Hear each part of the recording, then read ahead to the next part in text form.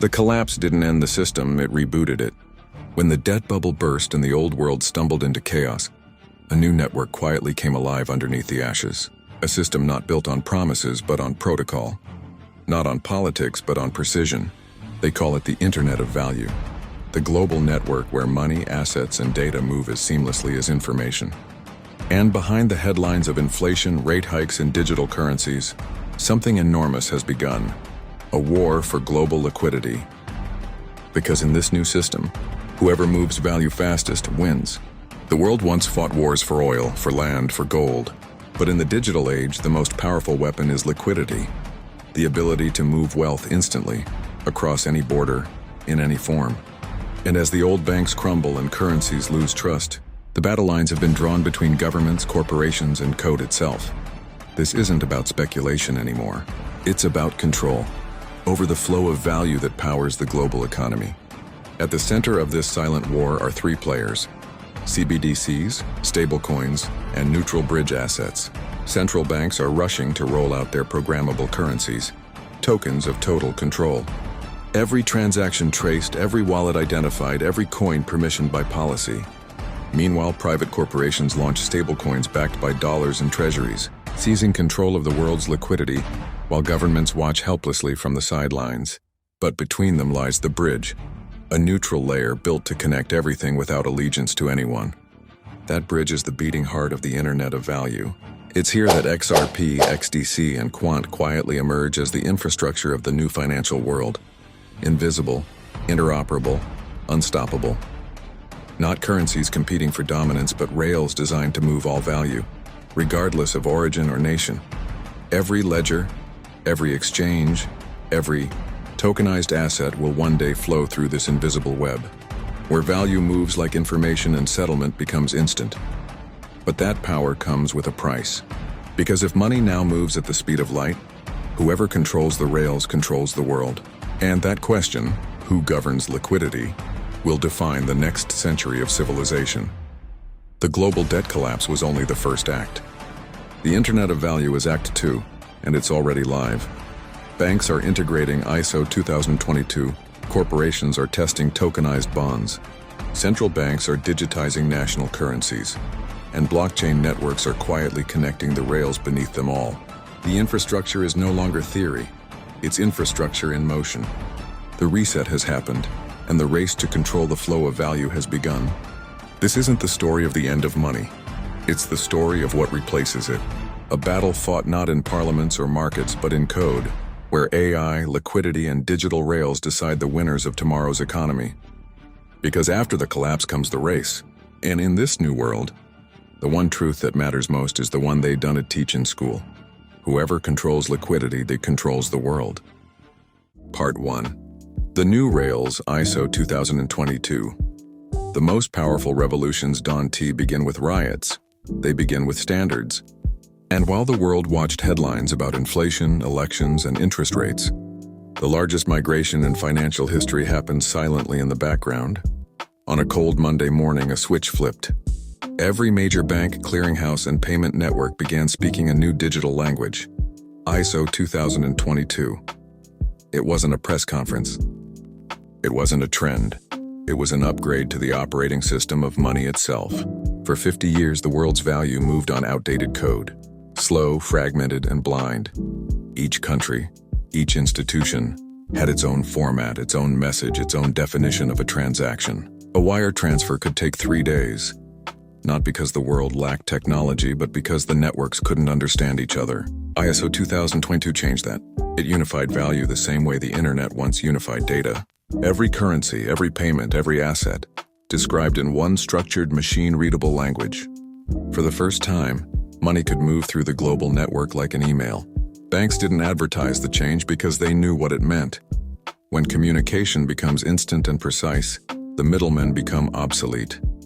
And when settlement can happen in seconds, liquidity stops sitting still. Under the old model, time was profit.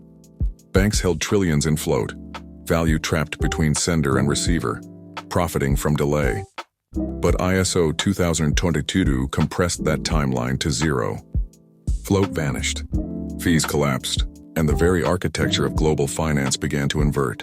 Behind the scenes, blockchain networks had been waiting for this exact moment. They were already fluent in data-rich messages, already designed for instant finality. And as ISO 2022 went live, the bridges aligned: RippleNet, Overledger, XDC, Stellar. What once looked like a fringe technology suddenly spoke the same language as Swift itself. The result wasn't chaos, it was synchronization. Liquidity, once trapped in borders, started to behave like electricity, moving wherever demand required, powered by algorithmic routing instead of human approval. Every major bank now stands on dual rails: the traditional clearing system they control, and the new digital network they can't.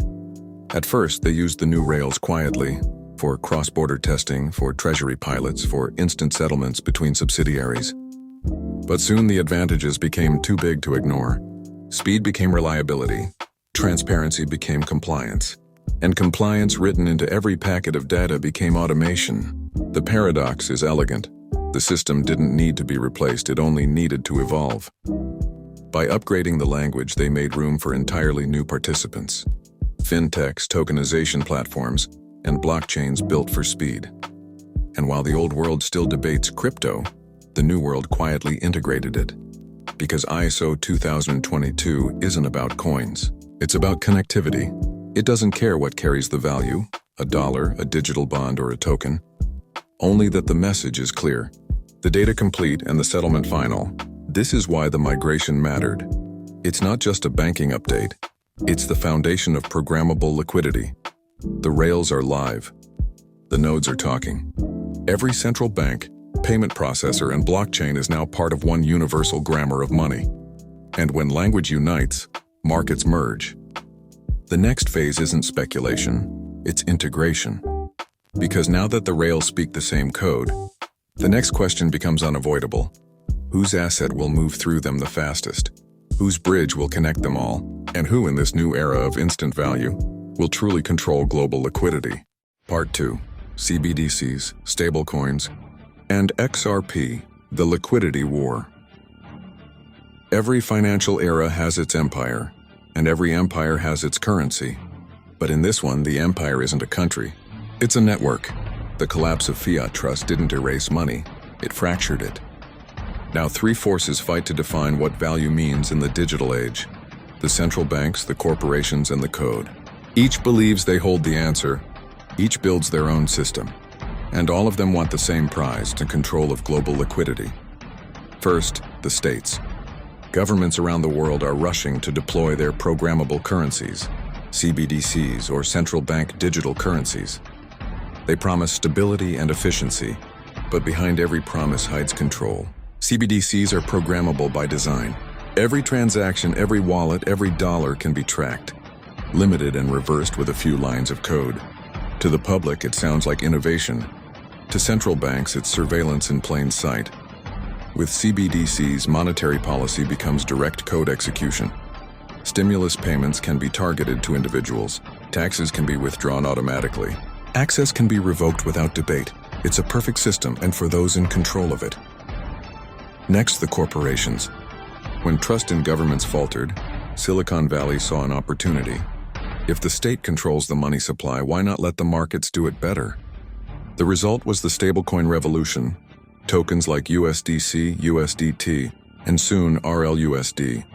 Digital dollars backed by assets, issued by private companies, and used across the blockchain economy. Stablecoins became the currency of the internet. Traders, businesses, and even banks adopted them for their liquidity and speed. But stability is only as strong as the reserves behind it. If a stablecoin's backing fails or its issuer collapses, the illusion of trust disappears overnight.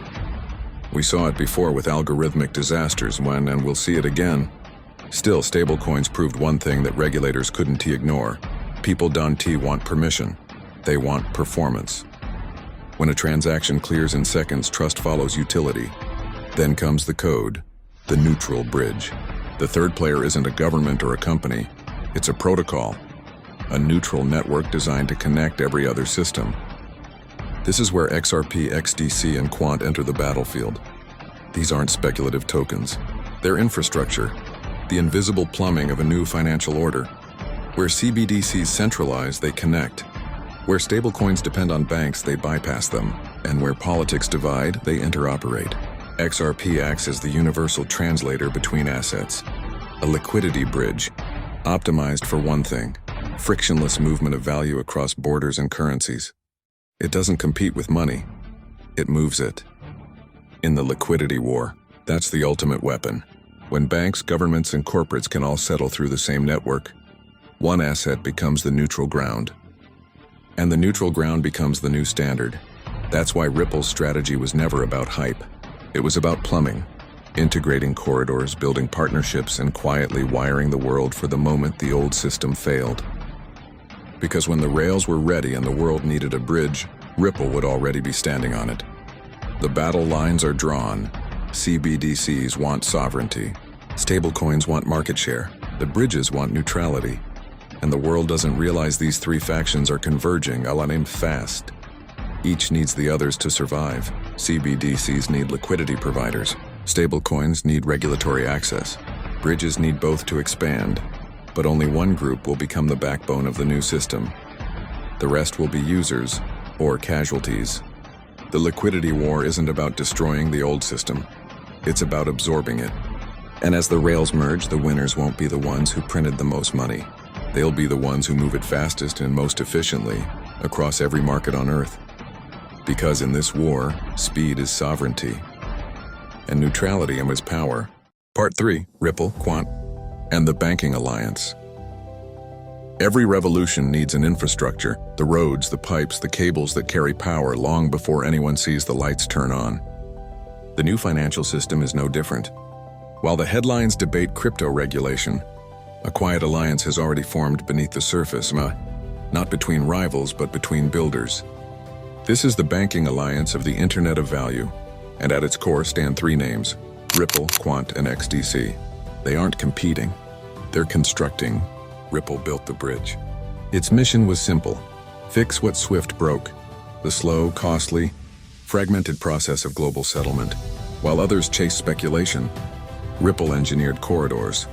It partnered with banks, payment providers, and governments, not to disrupt them, but to replace the rails beneath them.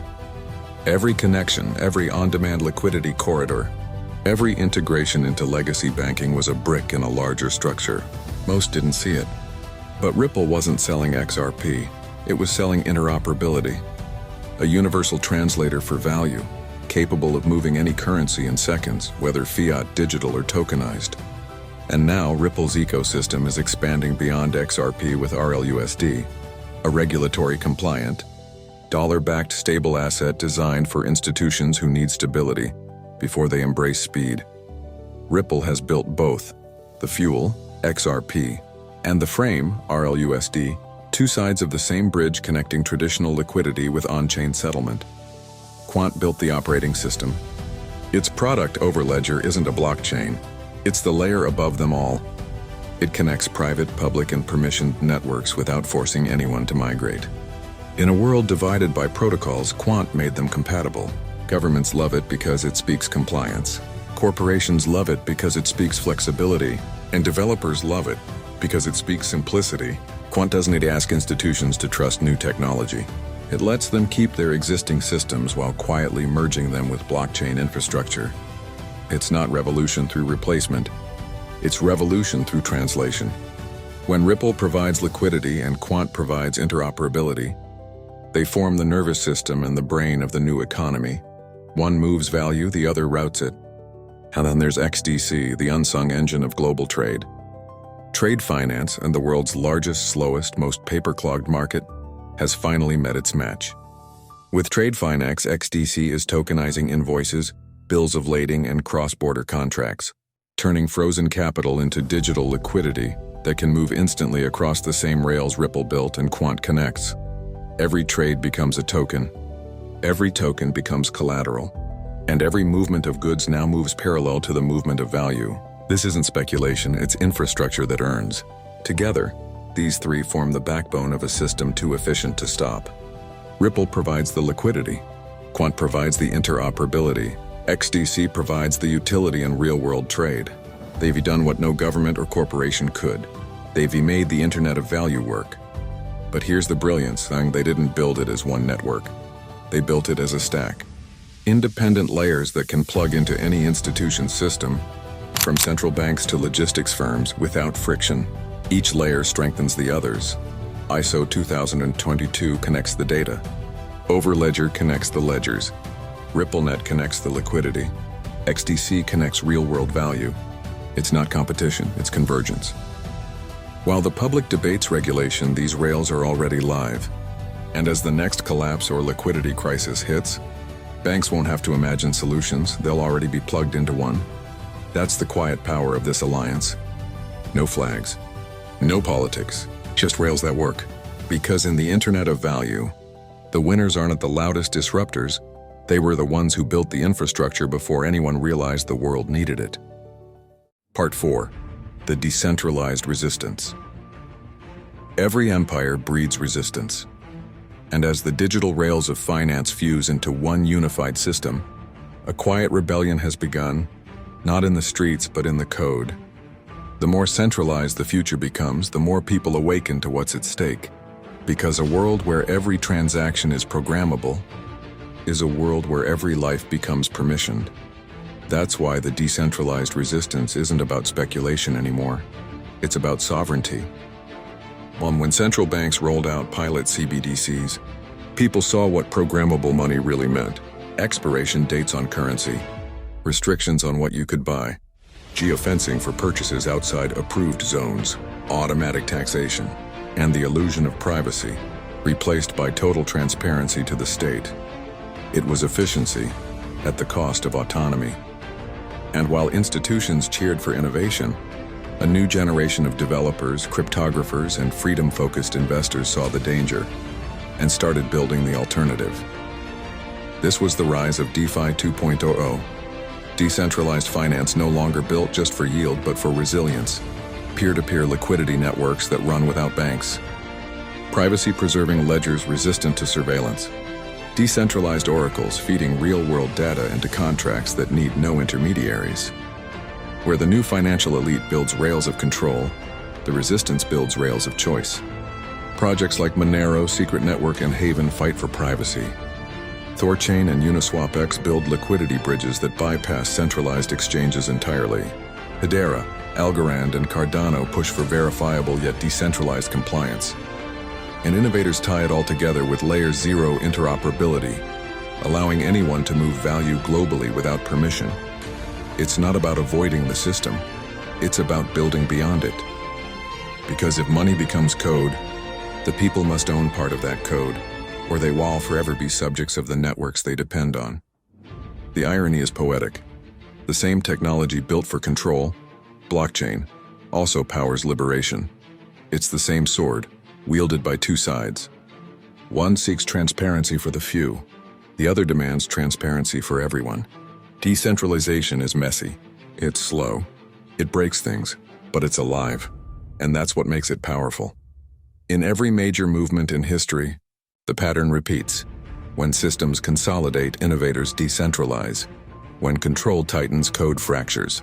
And when the rails close, new paths are written by those who refuse to ask for permission. Even major institutions know this war is unwinnable. That's why many quietly partner with decentralized projects instead of fighting them, because they know the Internet of Value will only work if it's hybrid. Centralized enough for stability, decentralized enough for trust. That is the paradox of progress. The same forces trying to control liquidity now depend on open systems to move it. They can't build the future without the very rebels who refuse to be owned. And so the battlefield changes shape. This isn't about banks versus Bitcoin anymore. It's about control versus consent, efficiency versus freedom, and the race to build a global system that doesn't just move value wire but preserves humanity, its ability to choose. And the decentralized resistance isn't an enemy of the new system. It is the immune system, the one force ensuring that the Internet of Value doesn't become another digital empire. Because when every transaction is programmable, freedom must be too. And that is why the battle for liquidity is not just about who controls money, it is about who controls the meaning of value itself. Part 5. The Global Reserve Shift. Every few centuries, the world rewrites the definition of value. Gold defined one era. Oil defined another. Now liquidity itself is becoming the new reserve. For generations, the US dollar reigned supreme, not because it was flawless, but because it was liquid. It flowed through every trade route, every bank, every market on Earth. It wasn't just money. It was the bloodstream of global commerce. But every empire built on paper eventually meets its digital reckoning. When trust in the dollar cracked and global debt passed the point of no return, the system didn't die overnight, and it began to migrate, slowly, silently, to the new digital rails we've been watching emerge. Where value isn't stored, it's transmitted. Where reserves aren't held, they're accessed. This is the global reserve shift. And for the first time in history, the reserve asset of the world may not belong to a nation, but to a network. A neutral, interoperable layer capable of settling any currency, any asset, anywhere in real time. That network is the Internet of Value, and the bridges that make it possible. Ripple's XRP, Quant's Overledger, XDC's TradeFinex, Stellar's humanitarian rails, and Chainlink's data oracles. Each piece of a system designed not for dominance but for universality. Together, they form a global mesh of liquidity, an invisible reserve that moves instead of sits. And that's the key difference. In this new era, the world doesn't need to hold a single asset as reserve. It needs access to an infinite pool of tokenized liquidity that can flow wherever value is demanded. The network becomes the reserve, and the bridge becomes the currency of trust. Governments already see it. That is why central banks aren't trying to replace the network. They're trying to plug into it. BRICS nations are testing cross-border settlements in digital currencies. The IMF is exploring tokenized SDRs. Ripple and Quant are sitting in the same conversations once reserved for SWIFT and BIS. It's not theory anymore. It's a transition. The same way the Internet absorbed television, radio, and print, the Internet of Value is absorbing money itself. The next reserve standard won't be voted on. It'll be adopted by usage and through billions of silent, automated transactions where the most efficient path wins. And that path, increasingly, runs through networks built on XRP and ISO 2122 rails. But this shift won't happen overnight. There will be resistance, regulation, and chaos. Empires don't give up power peacefully. They crash first. Yet every crash clears the field for what comes next. And what comes next is inevitable. The bridges are built. The protocols are live. The liquidity is aligning. And whether the world realizes it or not, the reserve of the future is already circulating. Unseen, unstoppable, digital. When this transition completes, money will no longer move at the speed of trust. Trust will move at the speed of money. Now this is the moment history bends, where the reserve of nations becomes the reserve of networks, where liquidity itself becomes the ultimate power. The Great Reset wasn't just about erasing debt, it was about rewriting ownership. And the Internet of Value is the new frontier, the final phase where value itself becomes borderless, programmable, and eternal. The question left for humanity isn't if the shift will happen, but who will own it. The bridge to everything. The old system was built on borders. This one is built on bandwidth. The Internet of Value isn't coming, and it's already here. Every payment, every trade, every tokenized asset is beginning to flow through invisible rails that no single nation owns. This is the bridge to everything. A network that connects the world, AS value the way the Internet connected its information. And the ones who understand it now will lead the next century of finance. The liquidity war was never about money. It was about control. And the greatest act of freedom left is understanding the code that moves it. Because as the next system rises, the rules won't be written in laws. They'll be written in ledgers. And those ledgers are being built right now. So the question isn't on whether you are in the system, it is whether you own a piece of it. Subscribe to LTL Productions, where we expose the rails beneath the headlines, decode the system behind the screen, and reveal how the Internet of Value is quietly reshaping the world you live in. Because the next revolution won't be televised, it'll be tokenized.